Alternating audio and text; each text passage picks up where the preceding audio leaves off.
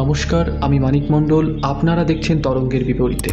আজকের ভিডিওতে আমরা একটি অতি রহস্যময় এবং ঐতিহাসিক কাহিনী নিয়ে আলোচনা করব। ব্রহ্মপুত্র নদীর তলদেশে হারানো নগরী।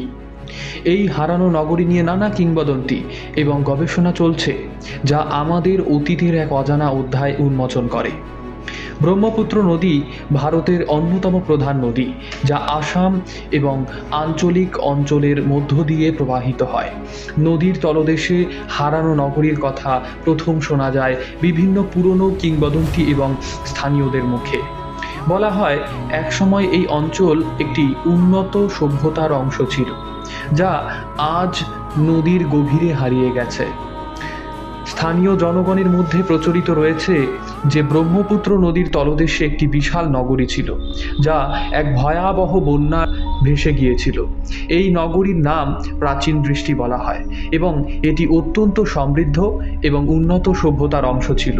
কিংবদন্তির মতে নগরটি রাতারাতি নদীর তলদেশে হারিয়ে যায়, আর সে সময় থেকে এই স্থান রহস্যময় হয়ে ওঠে।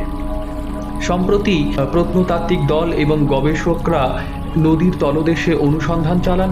তারা নদীর গভীরে কিছু অস্বাভাবিক গঠন এবং স্তূপ আবিষ্কার করেন, যা নগরীর অস্তিত্বের প্রমাণ হতে পারে।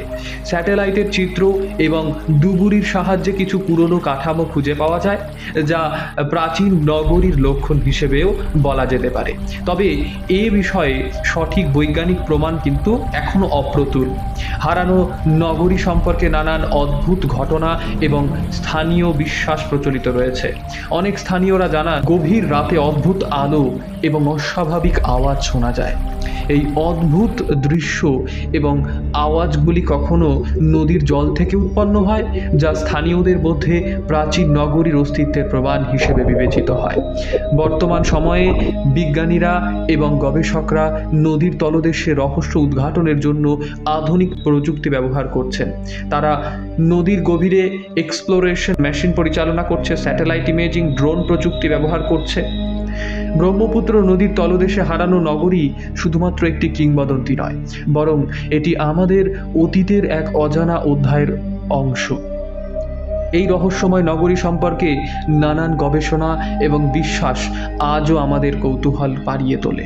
আশা করি এই ভিডিওতে আপনাদের রহস্য ইতিহাসের প্রতি আগ্রহ বাড়িয়েছে, এবং ভিডিওটি যদি আপনাদের ভালো লেগে থাকে তাহলে আমাদের চ্যানেলটি সাবস্ক্রাইব করতে ভুলবেন না।